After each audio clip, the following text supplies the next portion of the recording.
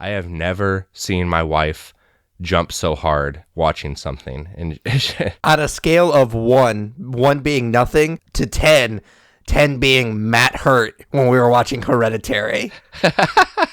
11.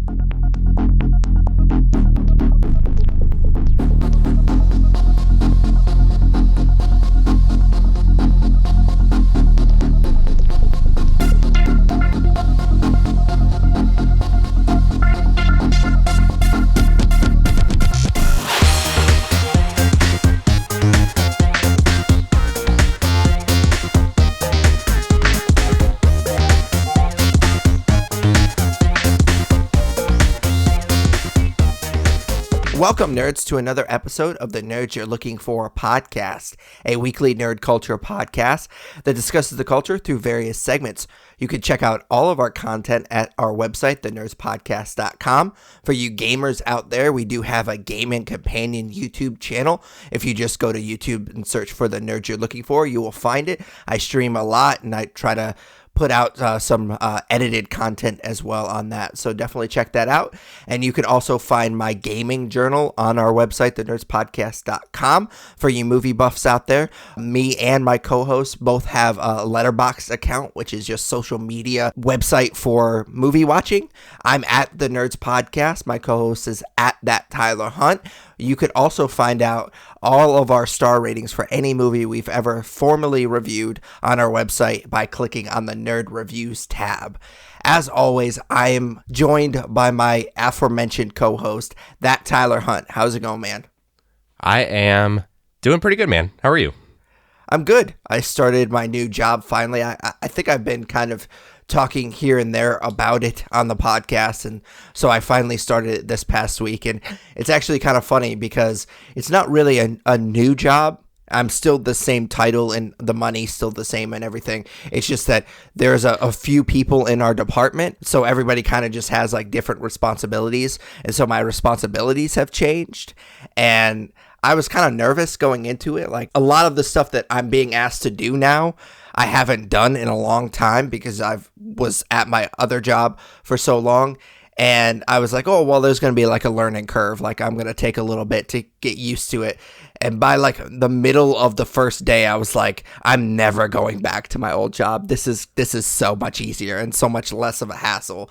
So I'm liking it so far. I'm a little bit bored, but I just need to, we were kind of talking about this a little bit right before we started recording. Like, I need some of my old podcasts that I kind of stopped listening to because I didn't have as much time at work. I'm going to definitely start picking those back up because, yeah, there's a lot of me just sitting around doing nothing now. Yeah, man. Sounds like the good old days. Yeah, I know. I'm super excited about it. Like, I don't know if our listeners have noticed, but our social media accounts have been a little bit more active this week because I'm just sitting around. I'm like, what the fuck am I supposed to do? Like, my job is so easy right now. Yeah, I could kind of tell that too. Yeah, if my bosses are listening, it's super hard, and I wish I could go back. No, I kept getting notifications on these posts.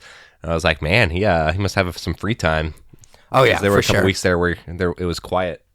Yeah, so for like the last month or so before I switched to my new job, and I kind of say that in quotes because it's not really new, I was training my replacements because we had known for a while that I was switching, and so I had to train the people that were going to take over for me, and so it was like super quiet on our social media because, as some of you probably know, it's mostly me. When you're interacting with our social media, it's usually me. Yeah, so I was obviously can't be like, oh, I'll answer your question after I tweet this thing. So it was pretty quiet on our social media because I was training my replacements. But now I don't have to train anybody, and I really don't have that much work to do. Yeah, I really hope nobody from your company listens to this. Nah, I mean, I keep busy, so it'll be all right. Cool, man. All right, so if this is your first episode, we like to start off each episode by kind of just checking in with each other. We call it What We're Into. So what are you into this week? So I'm going to talk about a show that Pat already talked about during Shocktober. So I'll be pretty brief, but The Haunting on Hill House. So my wife and I finally watched that this week and finished it up. And it seems to be an incredibly popular show. So I just kind of wanted to throw my 2 cents out there. But again, this is something that Pat talked about a couple weeks ago. So overall, I really like this show quite a bit. Horror television series are more miss than hit, and it's rarely done right. Like if you go and you look at American Horror Story, I know that has its cult of fans, but way more of those seasons suck than what are good. So you just don't really get great horror television most of the time. And I think that this show in particular does a really great job of balancing family drama with truly horrific things. The story itself is really tragic. You flip back and forth between the past and the present, and in the past you see this big happy family that is slowly being fucked with by this house, and in the present you see just how estranged and problematic all of the relationships have become between the siblings and with their parents. And I love that from a storytelling standpoint that each of the 7 family members get their own episode that shows how the house really impacted them when they were young and they lived there, and then how it continues to impact them in adulthood. It then culminates with the show wrapping up its loose ends, which is also done really well. My only problem with the show from a storytelling standpoint and a tone standpoint is that the last episode of the season does not feel like the rest of the series to me. As things wrap up and kind of work towards a happy ending, all of the horrors that we watched just kind of seem to dissipate, and it doesn't really feel scary anymore. And that was really strange to me. It's like the house was fucking with him, and then it just kind of stops. So all of these haunts that are in this house just kind of fuck off at some point, and it didn't really make a lot of sense to me. And it was kind of strange watching it that way.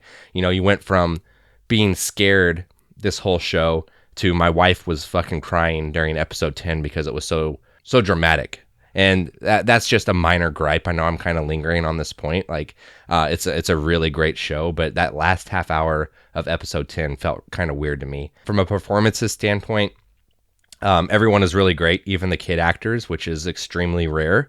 I also would say that the horror of this show is really good, and you can tell that there was a lot of love and thought that was put into this show, as there are constantly, I don't know if you picked up on this when you watched Pat, but there are constantly figures hidden in the background of shots that don't ever actually do anything. They're just there, and it's incredibly unnerving whenever you see one of them. There's also a point in, I know you hate jump scares, Pat, but I think there's a jump scare, and it's either episode 8 or episode 9 when the 2 sisters are in the car together and they're arguing.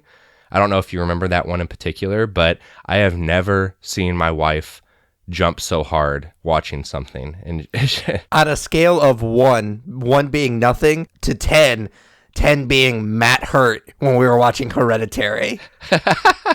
11. Okay, sweet. No, it was pretty funny. I didn't jump at the actual thing that happened on screen. I jumped at my wife, like basically flinging herself off the couch. It was really funny. But overall, I can definitely see why this show has been so popular. It was really great, and yeah, I actually hope they don't make a season 2, because I think season 1 wraps up really nicely. So definitely check out The Haunting of Hill House if you haven't already. Oh yeah, they're gonna make a season 2 for sure. That show seems to be doing really, really well for Netflix. A lot of people are talking about it, and I feel like, I mean, they have numbers, but I feel like that's the kind of stuff that Netflix cares about, is the stuff that it's getting a lot of traction on social media and stuff like that. Which is refreshing, because they don't just go by the ratings; they also go by. At least I have that impression that they kind of go by what's trending, so to speak, on social media. So, and a lot of people talked about this, especially during October when it first got released. So, yeah, I was a little disappointed with the ending as well. I think, I don't know where I've read this, or maybe I heard somebody else talking about it on a different podcast that I listened to. I don't really remember, but I guess the ending was going to be a little bit different, and then they decided that they wanted to end it on more of a hopeful note.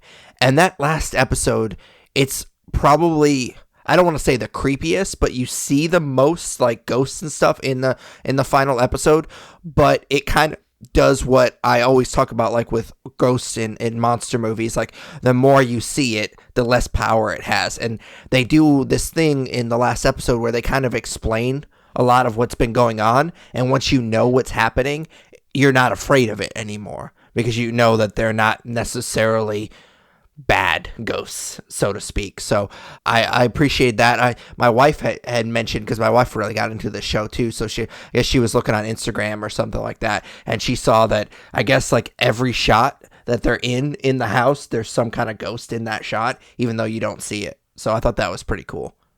Yeah, if you Google it, they point out a lot of the hidden ghosts that I wouldn't have picked up on otherwise. And like I said, it's really unnerving whenever you see like a face or part of a body in the background of a shot. But yeah, going into October, if you would have told me that this show was going to create more buzz than Daredevil season 3 or even Sabrina, I wouldn't have believed you. And it's crazy that this show's kind of taken off the way it has. Seems like a show everybody's watching, and I think rightfully so. It's really well put together. Like I said, the performances are really great too.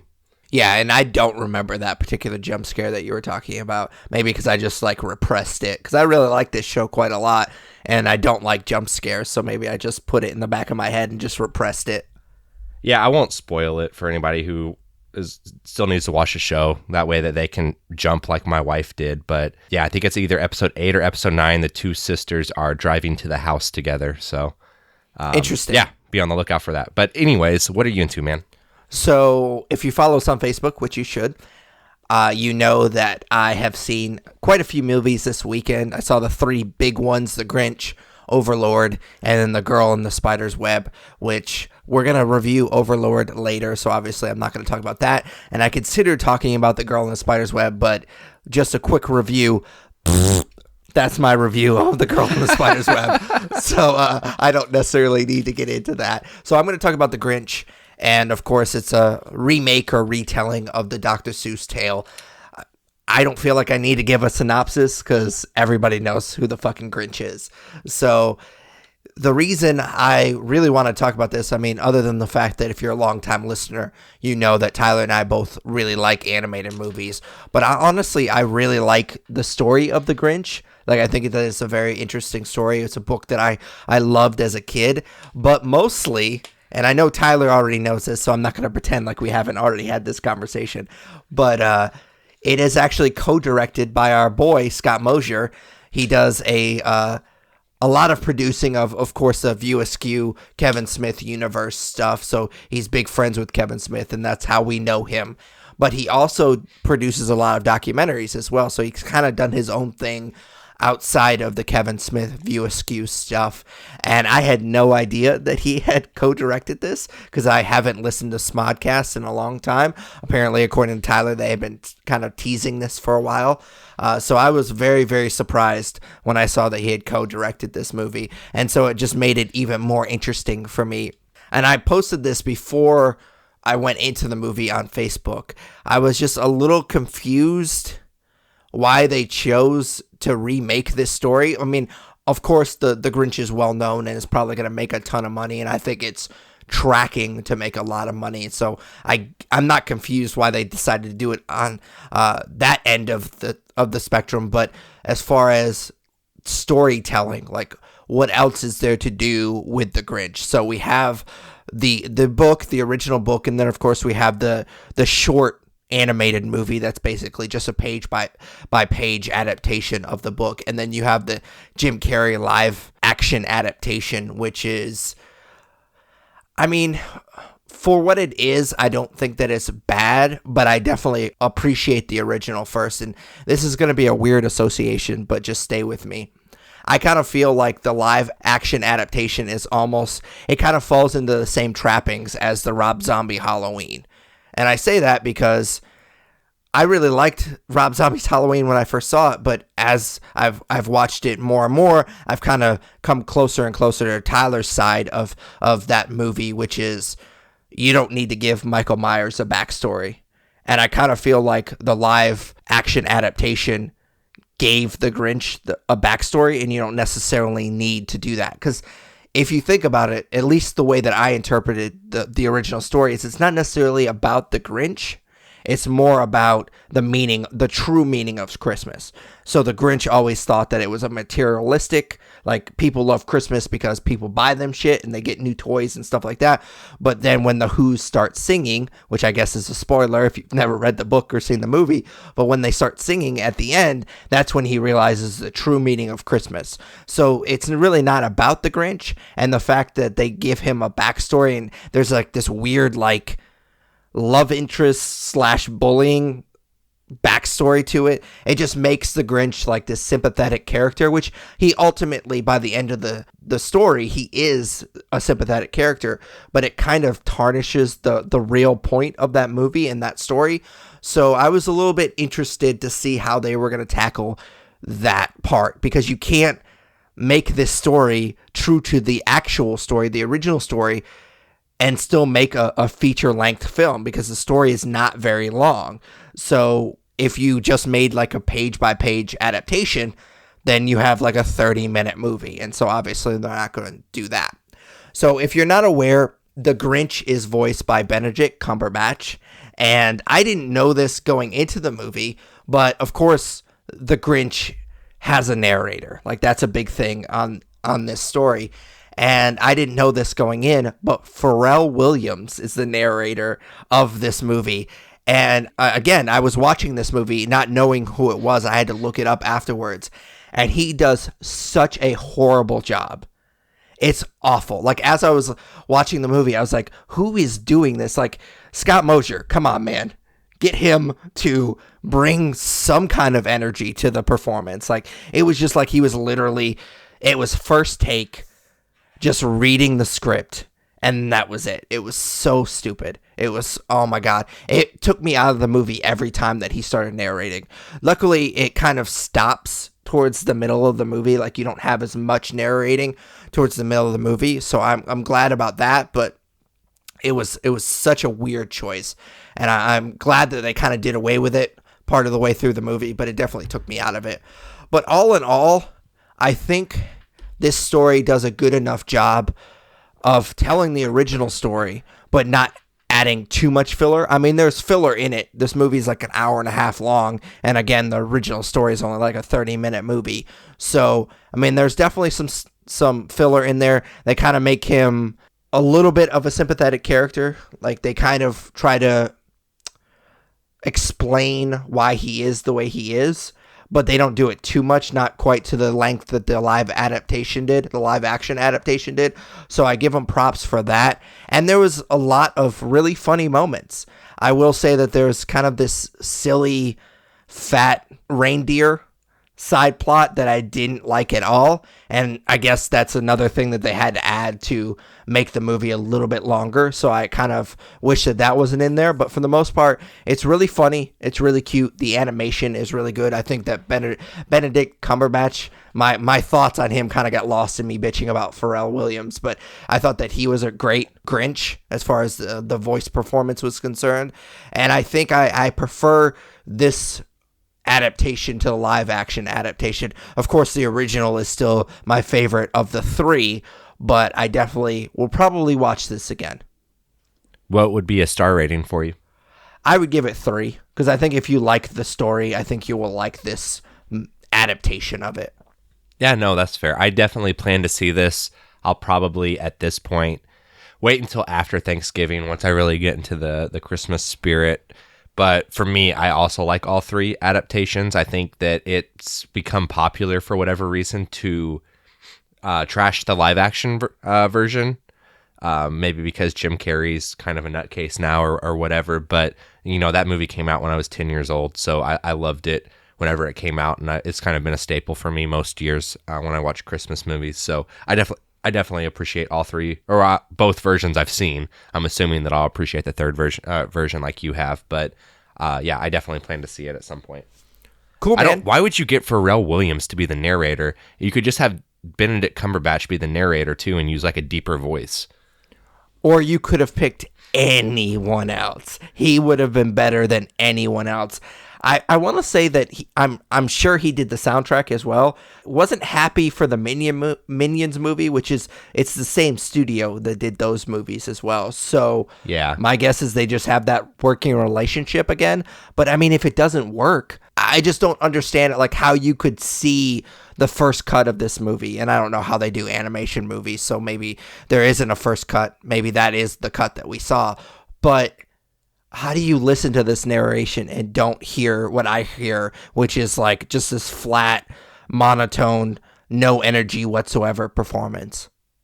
Yeah, it's weird, man. But I'll be honest, like when I watch this movie, I'm going to go into it wanting it to be a positive experience because of Scott Mosier. He's a guy it's easy to root for. So I'll be honest, like whenever I eventually get to this and rate it on Letterboxd, I'm going to be a little bit biased. So for sure. And if I had known that going in, like I said, I didn't know it until I saw his name on the screen, and I think it was the end credits. I was like, man, I wish I liked this movie just a tad bit more.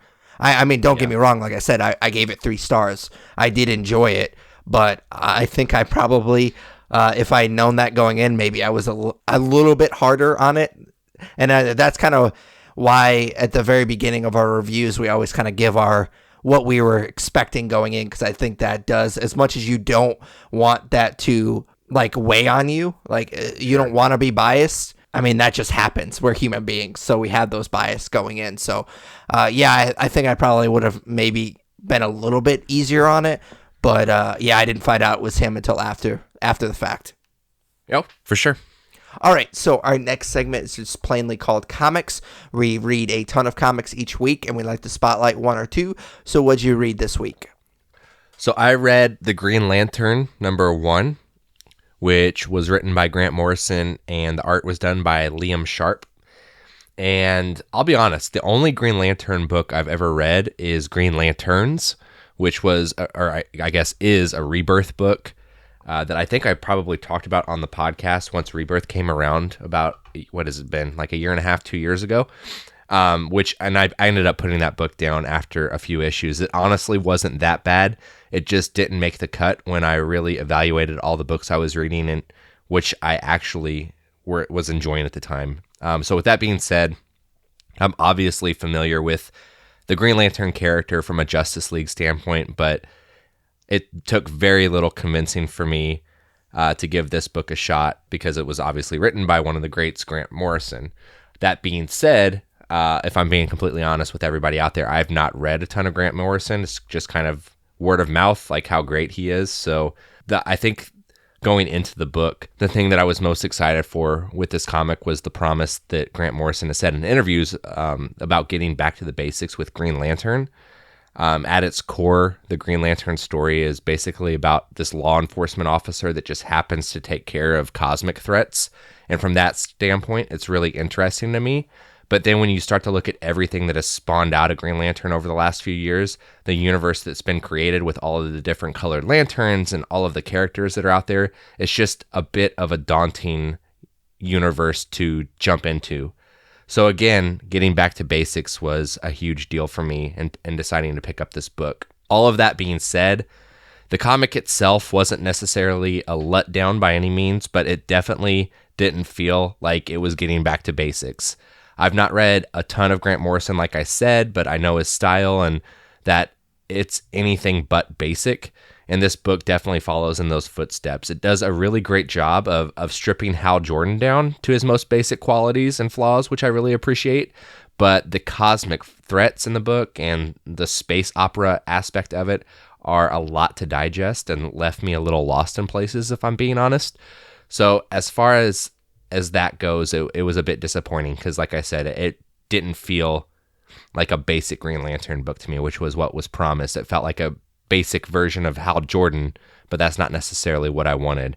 As far as the art goes, it honestly doesn't feel very contemporary to me, and I think that may have to do with the coloring as well, but this definitely feels like a book from an art standpoint that was written in the 80s or 90s, and I'm definitely not saying that's a bad thing in by any means. It just feels different or unique from other books that are being released right now, which definitely fits in with the story of this book as well.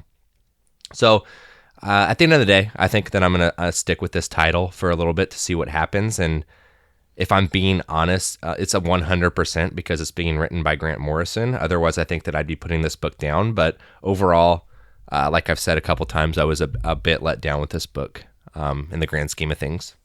Yeah, for sure. And I think this was a long time ago, probably at least 2 or 3 years ago. But he wrote a book called Nameless, which is this sci-fi space movie that was similar to kind of like Aliens, and I stuck with that longer than I would have normally because it was him, and I really like Arkham Asylum. So yeah, I definitely feel you there as far as like name recognition and giving. It kind of goes back to what we were saying about Scott Mosier. Like you're going to give a person that you like or a person that you know is supposed to be good a little bit longer of a leash when it comes to stuff like this. For sure. That's 100% why I'm sticking with it. So I'll give it another issue or two, but if it doesn't start to pick up, I'll be putting this one down. But anyways, what did you read this week?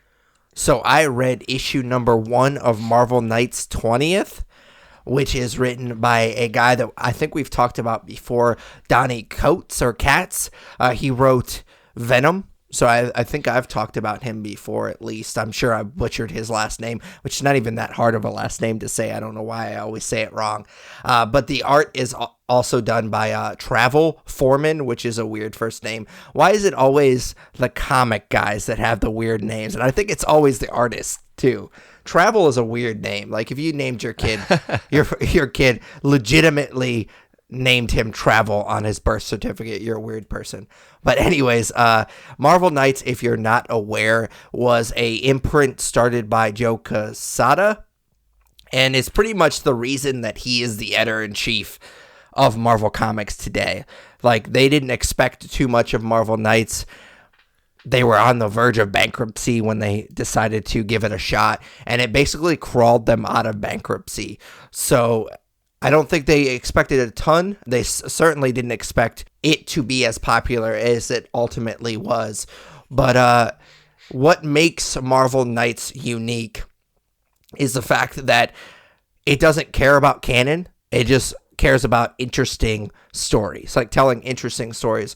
So a lot of times they're just kind of off on their own little thing, doing kind of whatever they want to do. And they do a lot of weird shit with some of these characters. And I always think it's interesting to read stuff like this every once in a while. Like, I don't want to read it too often because sometimes it gets batshit crazy, but I think it's interesting because we always read these stories. If we're reading, like, Daredevil plays a big role in this particular comic, so that's why I'm using him as an example. Like, if you're reading his monthly comic, like, that book can be really good, and I did enjoy it when it first started, but it does kind of get a little formulaic because you know that nothing huge is going to happen. And we always kind of make fun of comics because if something huge does happen, you kind of roll your eyes because you know they're going to undo it eventually.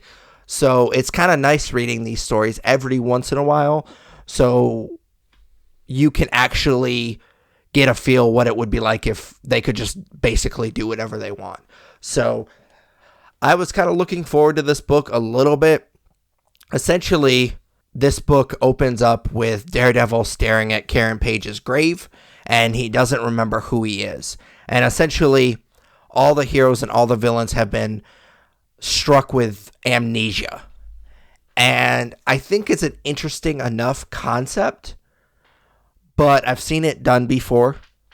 Also, I think it's an interesting concept to start off with, but then you have to move on from it. Not necessarily completely like dump it by any means, but like you have to, it just needs to be how do I explain this? It just needs to be the driving force of the book, and then you kind of have to move on. And this book never felt like it wanted to get past that. Like, it just really wanted to explain the amnesia and like have characters interact with each other, and it was almost like a wink and a nod kind of thing. Like, oh, we're gonna have these characters interact with each other that you know from reading other books, so it'll be kind of like you're in on the joke sort of thing because you know who these characters are and they're trying to figure out who they are.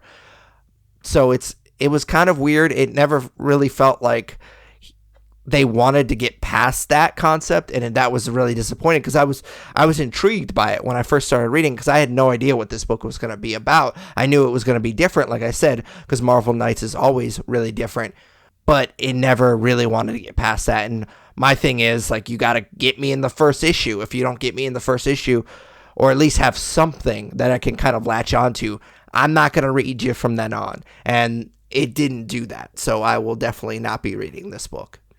Yeah, so whenever I was putting together my comics for the week that I wanted to buy, this was on the list, and I knew that you would be talking about it this week, so I was going to wait for your review to see if I should actually go through with getting it or not. And I think that it's cool that they brought that imprint back, but at the end of the day, that doesn't mean anything if the story is not there. I mean, it's just an imprint of a comic, so it's cool brand recognition, but doesn't sound like it did anything spectacular, so I'll be skipping this as well. For sure. Cool. You ready for nerd news? Yeah, what do you got this week? So just a couple stories. First is one that was really out of left field. I was really surprised when I saw this. They are making a Breaking Bad movie with Aaron Paul, which is weird to me, but it's Vince Gilligan, the guy who did the series, and I'm pretty sure he does Better Call Saul as well. So, yeah. I mean, it's definitely in good hands. It's the creator, but I don't know, man. It seems a little forced. I'm actually on the opposite side of this argument. I actually am really excited about it because it feels like we're finally getting the end to Jesse's story, because we never really got that. At the end of Breaking Bad, we got the end of Walter's story, but we never really got a ending to Jesse's story, which, I mean, it makes sense because Breaking Bad has always been Walter's story. Jesse wasn't going to be a long character like he was. I think he was either supposed to die in the first season or maybe like the beginning of the second season, something like that. Like, that was the original plan. Like, he wasn't going to be this character that was going to be around for very, very long. It was just going to kind of get Walter into the business, and then it was going to be his story. But he did so well, Aaron Paul did so well with the character that they decided to keep him around. And honestly, he wasn't always my favorite character. I thought that, especially the first time I saw it, I thought that he was just kind of, his character was just kind of a plot device. Like, some of these episodes wouldn't work if Jesse didn't fuck something up. Like, if Jesse didn't fuck something up, it would have just went fine, and they would have just been able to do whatever they wanted to do and move on. And obviously, that's not a very interesting show. If he didn't kill the battery on the RV, like, that's not even an episode. That's like 15 minutes, and the show's, that episode's over. They sell the drugs, and everything's fine. And so that becomes a big deal because Jesse's an idiot and fucked this up. And so I kind of felt like he was just a plot device for a while. But as I got more and more into the show, and I've actually rewatched it since I watched it originally, and I think he's a little bit more than that. And especially once you get into the later seasons, like, obviously his arc is probably one of my favorite in the show, and maybe of all time, just because he starts off as this doofus that you don't necessarily care about, and then more and more you start caring more about him than you do really Walter. And so I'm excited to see if this movie, which I think it will kind of finally give us a conclusion to his story. I mean, I definitely agree with that from that standpoint. I think that that's a good argument. I know that Bryan Cranston said he'd be willing to come back for it, and obviously, spoiler alert, it'd probably be in flashbacks or maybe as like a figment of Jesse's imagination. But yeah, I made it sound like this maybe would be on AMC as opposed to being released in theaters. And that actually kind of ties into a story that I didn't have written down, but it kind of makes sense now that I'm putting those two dots together, which is Rick Grimes had his last episode of Walking Dead last week, which, you know, we don't watch that show anymore. It's garbage. But they announced basically after he kind of rode off into the sunset, or was life flighted off into the sunset, whatever ended up happening, that they were going to do a series of movies with the character for the AMC channel, so that Andrew Lincoln's not done with the character, he's just done with the show. With that being said, it seems like they're kind of going all in on like these AMC movies for some of their bigger shows, which is interesting to me. I don't know that anybody's asking for these things, but here we have them. Yeah, for sure. And I think what you just said is 100% correct. Like, I don't think that anybody's asking for this. And I know that neither one of us watch The Walking Dead anymore, but I know what happens. And I'm not going to spoil what happens to Rick Grimes on that show, but it kind of made me laugh because it's everything that we hated about The Walking Dead. Like, I don't know why people are surprised that they screwed over their fans like they did. Like, they never really gave Rick Grimes a good send-off. It was almost kind of like a bait and switch. Yeah, I mean, I read as well, and you're 100% right. Like what? And what it just made me laugh because, of course, that's the most Walking Dead thing for them to do, so they can make these stupid movies that nobody asked for. Yeah, and it's 100%. If Andrew Lincoln would have kept doing the show, they would have just kept doing the show. But he, wanted to spend more time back home in England with his family, and they can film these movies where he's from. It just feels very, very forced to me, and I'm glad I don't watch this show anymore. I'm glad I don't invest my time in it because it sounds like it's still garbage. Oh, yeah, for sure. All right, last story for me is that we got some new info around the Disney streaming service that is going to launch in late 2019. It seems like something we've been talking about quite a bit lately. It's going to be called Disney Plus, and they've announced some of the shows, like 100%, that are going to be on this streaming service. So the first thing is that it's going to be different from Netflix in that it's going to have microsites within it devoted to various brands like Star Wars, Marvel, Pixar, Nat Geo, and Disney. So that's like the first difference from Netflix. But then they also announced like some of the original content that's going to be on there. And I'm just going to go through the list really quick. Some of them are things that we've talked about and some of them aren't. So you have Star Wars, The Clone Wars Season 7. You have The Mandalorian, which is the Star Wars show being put together by Jon Favreau. There's going to be another Star Wars live-action series that stars Diego Luna as Cassian Andor from Rogue One, a Star Wars story. So that's a prequel to that movie, obviously. They confirmed the Loki show. The Loki show is 100% happening, and then they still say that there's a Scarlet Witch Vision show and a Falcon Winter Soldier show with all of the actors from the films coming back to reprise those roles. There's going to be a television series reimagining of High Fidelity. There's going to be some High School Musical show, some Monsters, Inc. animated show, some Mighty Ducks show. There's going to be an 8-episode documentary called Ink and Paint that's based on the women of Disney animation. And then they also said that there was going to be another documentary show that kind of dives into Imagineering, which is what they call the people who work on the attractions for the parks. So it sounds like the service is going to be somewhere between $18 and $14, which is pretty typical of streaming services. But yeah, man, they're going all in. I know we've talked about it a couple times in the last couple months, but I'm getting pretty excited for this. I think that they're going to have a ton of content, and it's not like they're going to give Netflix a run for its money or anything like that. Like, people are still going to have Netflix, but I think that this is going to be pretty big.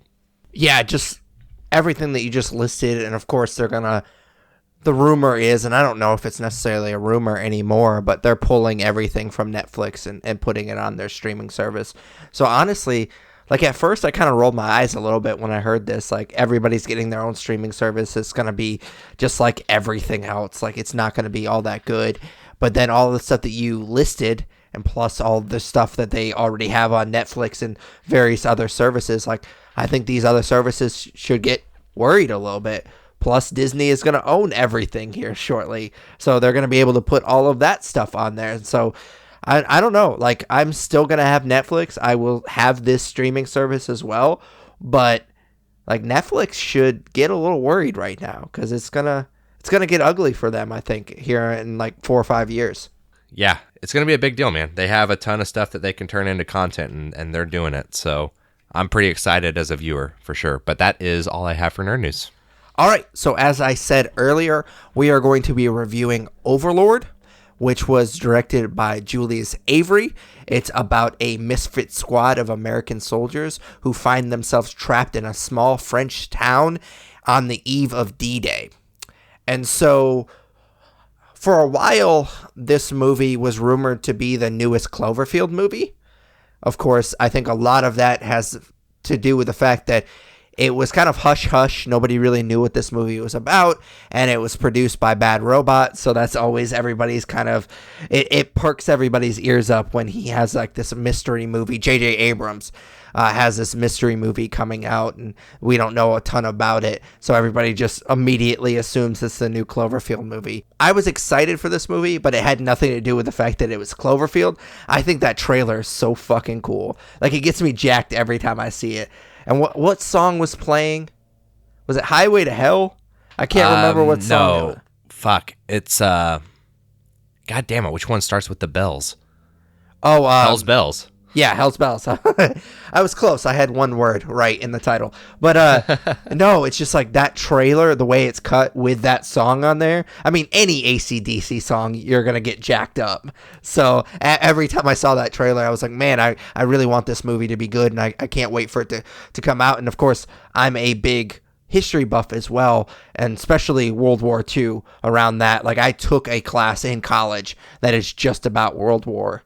So I was pretty excited for this movie going into it. Yeah, I was not.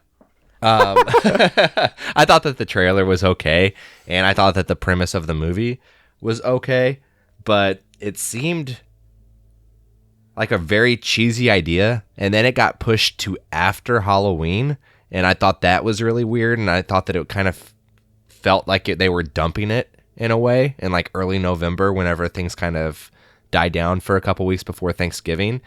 So I had no expectations for this movie. If it were up to me, which I guess it half should be, but if it were up to me, we would have reviewed Girl in the Spider's Web. So I thought that would be the bigger movie of the two. But that being said, if you look at Rotten Tomatoes right now, this movie is killing it, and the other releases of this weekend are not. So shows what I know. Yeah. Going back to my earlier review of Girl in the Spider's Web, I keep wanting to say Girl with a Dragon Tattoo, but yeah, I'm glad that we're not reviewing that movie because that would have been fucking torture. But for sure, if this is your first episode, we break down these reviews like we break down the episode in a whole. We just do it into various segments, and the first segment is just kind of a general overview. We call it Broad Strokes. So how'd you feel about Overlord? This movie ended up being kind of surprising to me. Like I said, I don't know that I necessarily went into it planning on hating it, but it was not on my radar, and I definitely didn't think it was going to be great, like I just said. However, parts of it ended up being really fun and over the top, and it was really entertaining. With that being said, and we'll get into it with the review, of course, I would not call this movie great. I would call it good. I would not be swindled by the 81% that this movie has on Rotten Tomatoes right now. It's decent, but it's not life-changing. So, kind of middle of the road for me. You're crazy, man. This movie was fucking awesome. I loved it. So, just broad strokes wise, like we talk I don't want to say we talk a lot about these movies, but we've talked about From Dusk Till Dawn, and we've talked about The Descent being these movies that do almost kind of two genres really well. Like From Dusk Till Dawn, I saw that movie when it first came out, not in theaters, but I had to go to Blockbuster and rent it, which is essentially Blockbuster is Netflix before Netflix, for those that don't know what Blockbuster is. Like, and I didn't know anything about that movie. And it was before the internet and all that good stuff. So, I mean, you would go into a movie completely blind. And that movie, like 75% of it is this really cool crime drama with George Clooney and Quentin Tarantino. Like, it doesn't get crazy until like the third act, and you had no idea that was even happening. And I wouldn't say that Overlord is quite that drastic of a shift, but I mean, the first half of this movie was just this really cool World War II war movie. Like, it does that really well. Like, the scene at the very beginning, you see it in the trailers a little bit, but at the very beginning, you have this guy and his squad. They're going to drop in on France right before D-Day. And, of course, as you see kind of in the trailer, their plane gets shot down. And that scene is really, really effective. And just that whole like I would say probably 45 minutes to an hour before it really gets crazy and the shit kind of hits the fan. Like, it's a really effective war movie. And then all of a sudden it gets to this campy zombie horror movie that is the third act. But I think it kind of goes in that same camp as From Dusk Till Dawn and The Descent that does those two genres so well. And so I was just really blown away by how much I liked mostly the first part, because I knew eventually once we got to the shit hitting the fan, I'm a fan of those types of movies, so I knew I was gonna like that. But I was surprised at how much I really liked the straight World War II war movie that it started off as. Cool. All right, so story-wise, how'd you feel about Overlord? So this felt like a video game to me. Oh my God, that is my first note. I swear to God, it felt like a video game. The way it was paced. Sorry, I didn't mean to interrupt you. It just blew me away that we agreed on that part. I think you just came in your pants a little bit. Every episode, man. It's safe to assume that I come in my pants every episode. But I say that, and I definitely mean it in a good way. This is almost like a Resident Evil movie that deserved to be made. It's like Resident Evil meets World War II, which I think is a cool concept. The story is definitely outlandish, but it also kind of makes sense. And what I mean by that is that the horrors of Nazi Germany and the experiments that were done on captives is horrifying on its own. So it kind of makes sense to add more of that to that history, I guess, and to turn the concept into a full-blown genre film. With that being said, kind of back to my broad strokes, I don't think that the story does anything revolutionary with the genre, especially from a war film perspective. It follows a lot of the same tropes that you would get in other war movies, and everything feels pretty familiar to me, especially through the first act. Once the horror and the sci-fi aspects start to get sprinkled in, they begin to feel a bit more fresh. But again, it's pretty basic stuff. It's not like this huge movie. It's very contained. And I thought that a World War II zombie movie would be a lot bigger. And that's not necessarily a bad thing. Like, that's not a knock from me. But if you go into this movie expecting World War Z meets World War II, you're not going to get that. There's very few zombies or whatever you would want to call them in this movie. For me, though, I was definitely surprised by the fun I had with this movie. It's a movie where you're still going to need to check your brain at the door for, because it is a little outlandish. But at the end of the day, it's about Nazis using a tar from underneath a church to reanimate people and to create stronger soldiers. So it's hard to really dive into the story and dissect it too much. I don't think that the movie takes itself too seriously, and that we as viewers shouldn't either. I just go into the movie preparing to have some campy fun. Yeah, for sure. Like I said, I agree with you 100% about the video game thing. Just the way that it's paced, it kind of felt like a video game. Like we were watching somebody play a video game, and I just thought that was amazing. The final guy that they have to fight, I knew that it was coming because they plant it like halfway through the movie, and then you don't see him for a while. I was like, okay, here's the final boss that they have to fight, and that fight is really, really cool. We'll get into the action later, but I thought that fight was pretty cool. And I liked kind of what you said, like, it doesn't take itself too seriously. I think a different movie like similar to this would explain and over-explain how they're doing it. And I was so happy that it was just like, this is happening, and this is what it does, and there's not a ton of explanation, because obviously it's stupid. Like, if you try to explain this, it's silly. So just don't even bother and just have fun with it. And that's what I really liked about this movie, is that they don't over-explain stuff. The stuff that matter, as far as like the characters, like that stuff they spend time with. But this movie, like the way that they're reanimating these people doesn't matter, because it's just a fun, campy horror movie sort of thing, like Nazi zombies. Like, there's so many movies out there that are try to do the Nazi zombies Call of Duty, and I think Dead Snow does it the best, but this movie is pretty close. Like, I really appreciated the way that they did it, especially considering they didn't really over-explain how they did it. But I really liked a lot of the character stuff. Of course, the love interest thing was a little heavy-handed, but I appreciated the little kid.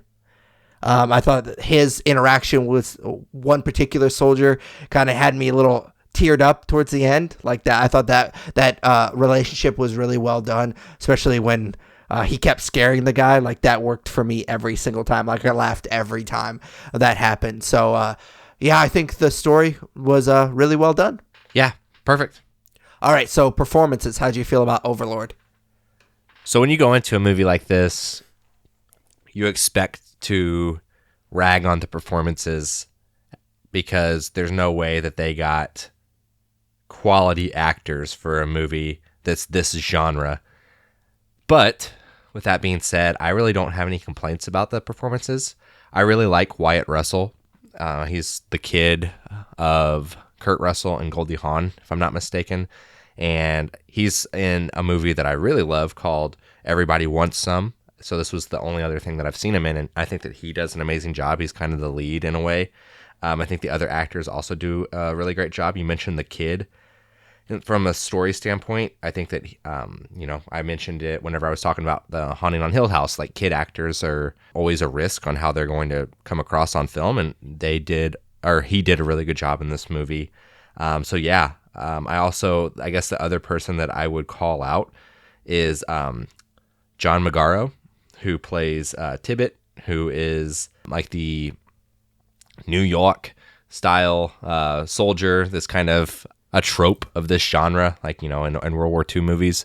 And he's a little thick with his accent, but he was by no means bad. Like, I think that he ended up probably being one of my favorite characters by the end of the movie. So, nothing negative for me from a performances standpoint.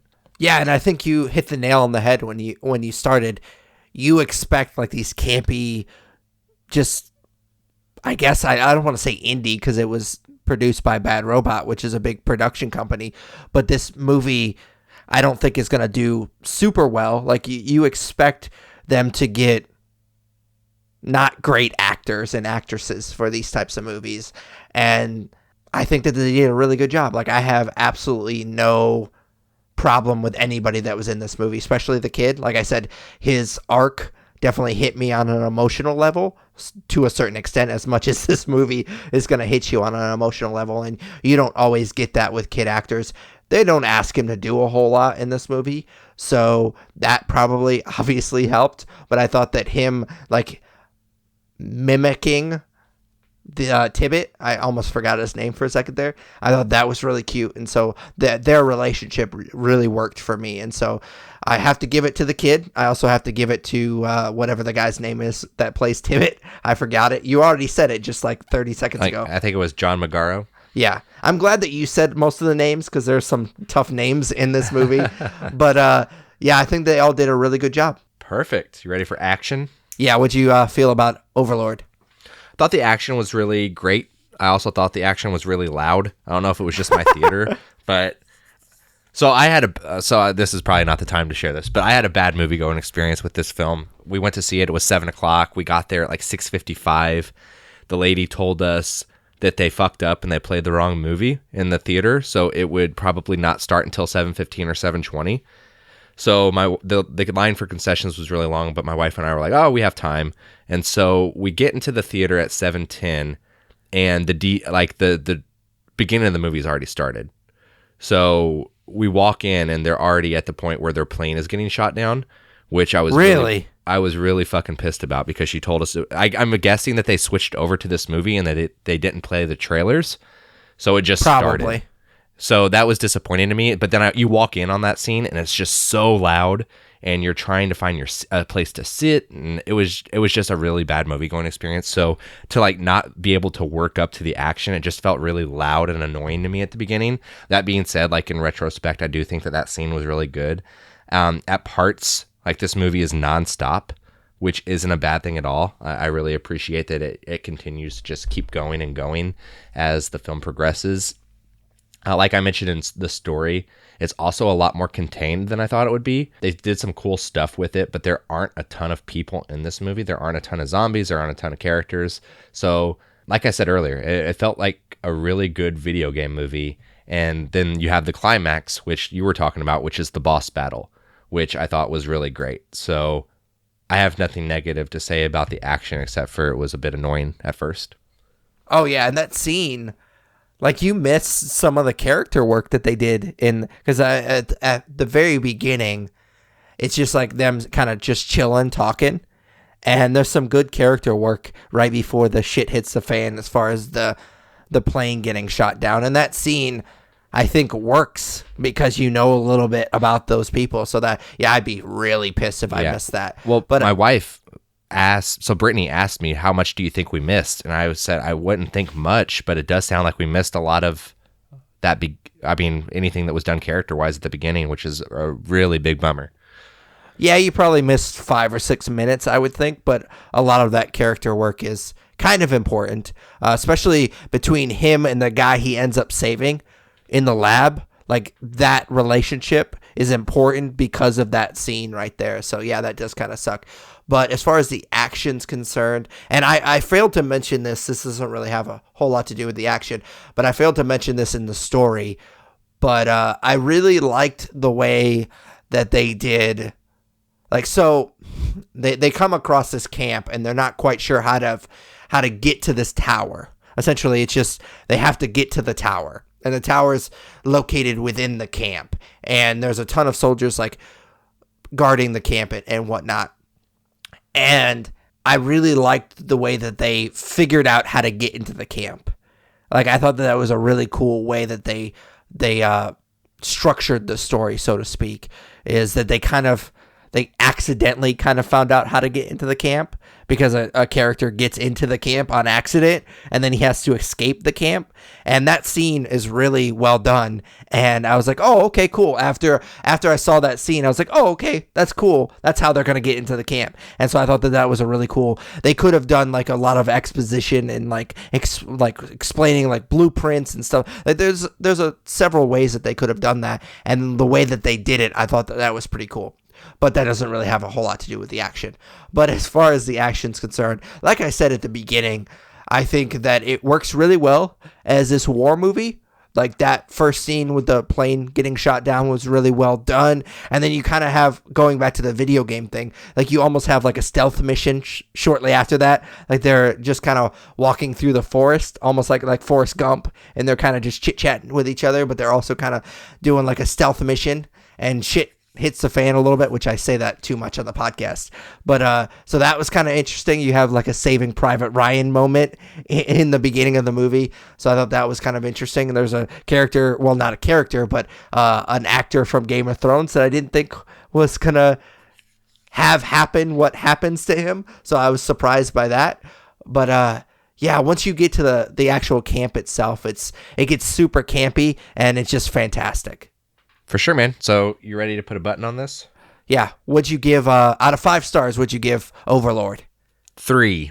It didn't seem like we were that far off, but every time I'm like, oh, okay, we're going to be super far off when you like give your broad strokes, and I disagree with you. And then as we talk, it doesn't feel like we're that far off. But I gave this 4.5. Shut the fuck up. Yep. 4.5. You're an idiot. I mean, I just had a lot of fun with this movie. Like, yeah, I don't understand like what you could hate on this movie for. You could have convinced me with 4 stars, and you could even probably I could be convinced to raise my review up to 3.5 probably, but 4.5, that's silly. You're a silly man. I don't think so. Like, name one thing that's bad about this movie. It's just a little too campy. There's no such thing as too campy. They are literally mining liquids from under a church to create zombies and super soldiers. Yeah, but they don't over-explain it. You literally apparently spent as much time explaining it as the movie did. And I love that about this movie, is that it doesn't take itself too seriously and they don't over-explain what's going on. Because who gives a shit? It's not real.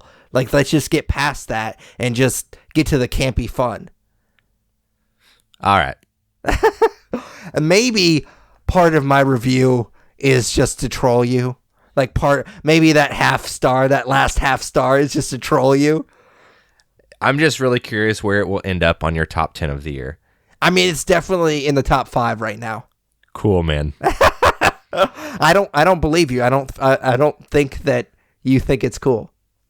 No, I don't. But everybody's entitled to their own opinions, right? Even if they're wrong. So how can never mind.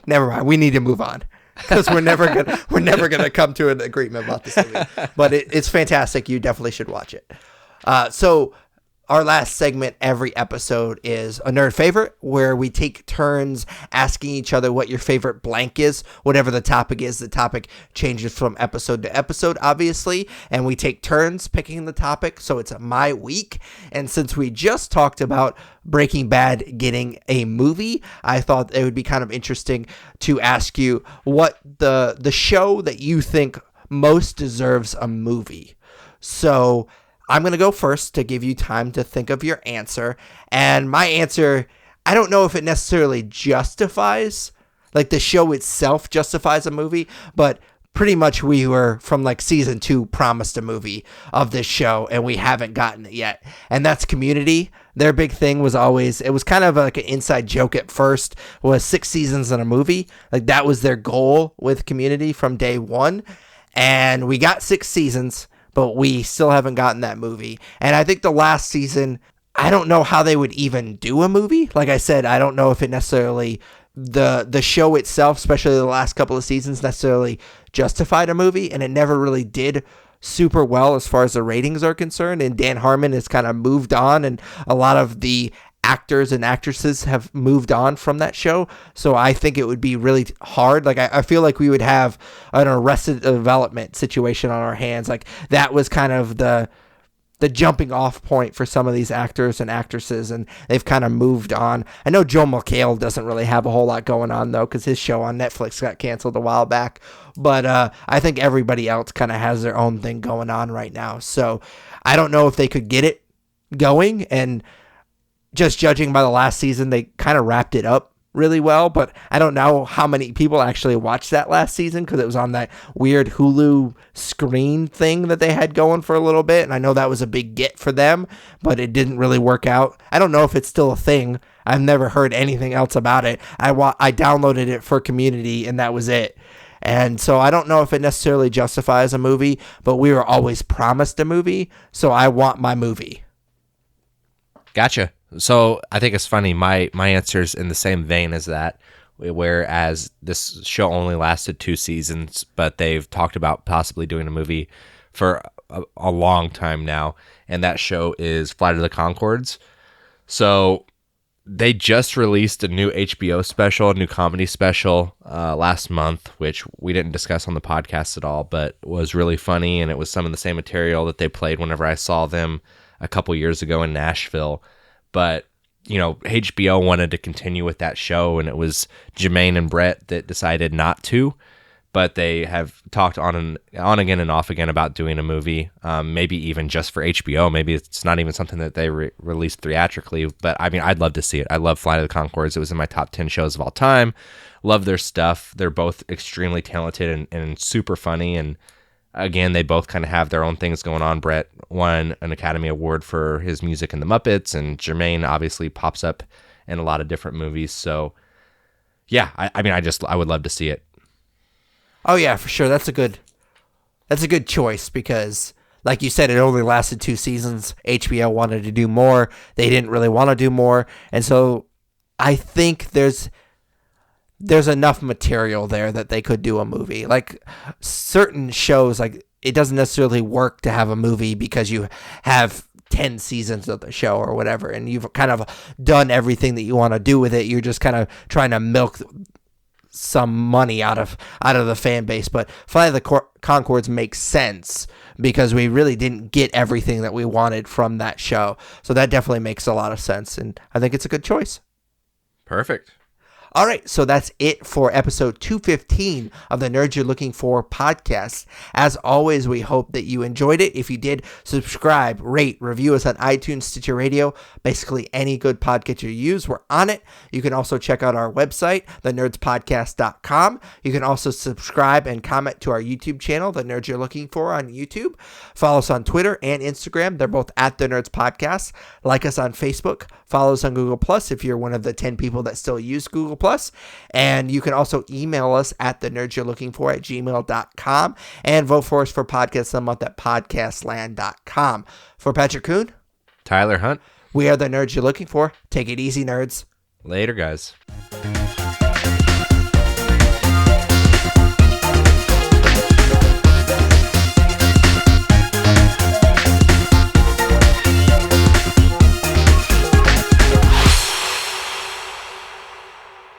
I don't know why I took that shot at Google Plus at the very end.